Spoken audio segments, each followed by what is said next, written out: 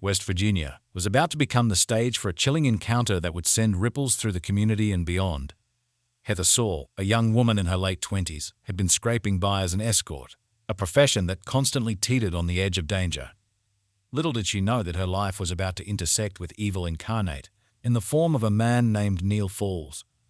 Heather's story began like many others in her line of work with an online conversation.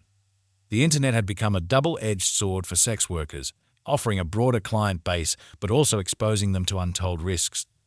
Neil Falls appeared to be just another potential client, his messages unremarkable and routine. They arranged to meet at Heather's modest home on a quiet street, the kind of place where neighbors knew each other by name but kept to themselves. As Heather prepared for what she thought would be a standard encounter, she couldn't shake an uneasy feeling in the pit of her stomach. Perhaps it was intuition, or maybe just the usual nerves that came with meeting a stranger. Either way, she dismissed it, focusing instead on tidying up her living room and making herself presentable. The knock on the door came precisely at the agreed-upon time. Heather took a deep breath, plastered on a smile, and opened the door to greet her new client. Neil Falls stood before her, an unassuming man in his mid-40s, with a forgettable face and an air of quiet intensity. In the split second it took for Heather to process his appearance, Neil had already made his move. He burst through the doorway, his hands reaching for her throat with terrifying speed and precision. Heather's world exploded into chaos as she found herself fighting for her very survival. Neil's grip on her neck was like iron, his fingers digging into her flesh with a strength born of rage and dark intent. With his free hand, he produced a gun, its cold metal pressing against Heather's temple. "If you don't do exactly as I say," he hissed, his breath hot on her face, "I'll kill you right here." The threat hung in the air, heavy and palpable, as Heather's mind raced. Years of working in a dangerous profession had honed her instincts, and something deep within her recognized that this was no ordinary assault. This man, with his dead eyes and methodical movements, was here for more than just violence. He was here to kill.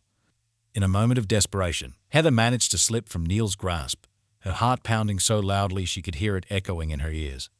What followed was a frenzied struggle, a dance of death that transformed Heather's small living room into an arena of survival. Furniture was overturned, glass shattered, and the air filled with the sounds of their labored breathing and the occasional crack of fist meeting flesh. As they grappled, Heather made a crucial observation despite his threats. Neil wasn't using his gun. The realization hit her like a bolt of lightning. He wanted to keep her alive, at least for now. This wasn't just about killing. It was about something far more sinister. Armed with this knowledge, Heather's fear began to crystallize into determination. She knew that if she submitted, if she let Neil overpower her, she would face a fate worse than death. With renewed vigor, she fought back, her movements fueled by a primal desire to live. Her eyes darted around the room, searching for anything that could give her an advantage. That's when she spotted it, a small rake leaning against the kitchen counter, the kind used for cleaning up after pets. In that moment, it might as well have been Excalibur. Heather lunged for the rake, her fingers closing around its handle just as Neil made another grab for her. She swung wildly, the rake's tines catching Neil across the face and drawing a line of blood. He recoiled, momentarily stunned, and Heather saw her opportunity. She feinted with the rake again, and just as she had hoped, Neil's focus shifted. He dropped the gun, using both hands to wrench the improvised weapon from her grasp. It was exactly what Heather had been waiting for. With a burst of adrenaline, Heather dove past Neil, her hand closing around the cold metal of the discarded firearm. Time seemed to slow as she spun around, raising the gun with trembling hands. Neil's eyes widened in shock, a flicker of fear crossing his face for the first time. There was no hesitation in Heather's movements as she pulled the trigger, the gun's report deafening in the confined space of her home. The bullet found its mark, and Neil Falls, the man who had terrorized her and who knows how many others, crumpled to the floor. The entire encounter, from the moment Neil entered the house to the fatal shot, had lasted less than 5 minutes. But for Heather, it felt like an eternity. As the adrenaline began to ebb, the full weight of what had transpired crashed down upon her. She sank to her knees, the gun slipping from her grasp, and began to sob uncontrollably. The pain from her injuries of broken back and dislocated shoulder sustained during the fight began to make itself known, but it paled in comparison to the emotional trauma that was already setting in. When the police arrived, summoned by concerned neighbors who had heard the gunshot, they found Heather in a state of near hysteria. She babbled her story between sobs, her words tumbling out in a confused jumble. The responding officers, hardened by years on the force, were visibly moved by the young woman's ordeal. As paramedics tended to Heather's injuries, detectives began the grim task of processing the scene. The investigation that followed would reveal the true horror of what Heather had narrowly escaped. A search of Neil Fall's body yielded 4 pairs of handcuffs, an ominous harbinger of his intentions. But it was the contents of his vehicle, parked just down the street, that sent chills down the spines of even the most seasoned investigators. Inside, they discovered what could only be described as a serial killer's toolkit: an axe, a shovel, a sledgehammer, an assortment of knives, bleach, cleaning supplies, more handcuffs, duct tape, additional firearms, and a bulletproof vest. It was a mobile torture chamber, meticulously assembled by a man who had clearly done this before. As news of the incident spread, the people of Charleston rallied around Heather. She was hailed as a hero, her actions potentially saving countless lives.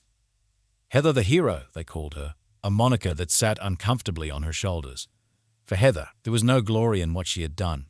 She had never wanted to take a life, had never asked to be thrust into this role. The trauma of that day would haunt her for years to come, manifesting in nightmares, panic attacks, and a deep-seated fear that never truly faded. The ripples of Heather's encounter with Neil Falls extended far beyond Charleston. As investigators dug deeper into Falls' background, a disturbing pattern began to emerge. His movements across the country aligned with a series of unsolved murders and disappearances, primarily of sex workers and other vulnerable women. While concrete evidence was often lacking, the circumstantial links were too numerous to ignore.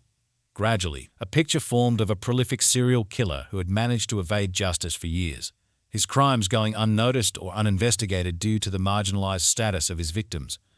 Heather's act of self-defense had not only saved her own life, but had also put an end to a reign of terror that had spanned multiple states. Yet for Heather herself, the road to recovery was long and arduous. She struggled with guilt, questioning whether she could have handled the situation differently, even as everyone around her assured her that she had done the only thing she could. The trauma of that day had fundamentally altered her perception of the world, leaving her wary and hypervigilant. In the months and years that followed, Heather slowly began to rebuild her life. She left sex work behind, using the publicity from her ordeal to advocate for better protection and rights for sex workers.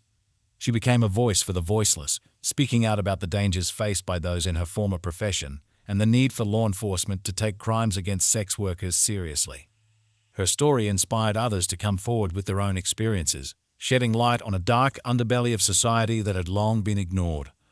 The case of Neil Falls became a catalyst for change in how law enforcement approached crimes against sex workers and other marginalized groups. Task forces were formed to re-examine cold cases, looking for links to Falls and potentially uncovering other serial predators who had slipped through the cracks. Heather's experience highlighted the importance of taking every report seriously, regardless of the victim's background or social status. As time passed, Heather found a measure of peace. She would never fully shake the memories of that fateful day, but she learned to live with them, to use her experience as a source of strength rather than fear. She became an unlikely symbol of resilience, a testament to the human spirit's capacity to overcome even the darkest of circumstances. The story of Heather Saul and Neil Falls serves as a stark reminder of the evil that can lurk behind an ordinary facade, and the extraordinary courage that can emerge in the face of unimaginable danger. It is a tale of survival against all odds, of justice long delayed but finally served, and of a community coming together to support one of its own. But most of all, it is the story of one woman who, in her darkest hour, found the strength not only to save herself, but to put an end to a cycle of violence that had claimed too many victims. Heather may not have felt like a hero, but to those whose lives she saved both directly and indirectly, she was nothing short of a guardian angel, a beacon of hope in a world that can sometimes seem overwhelmingly dark.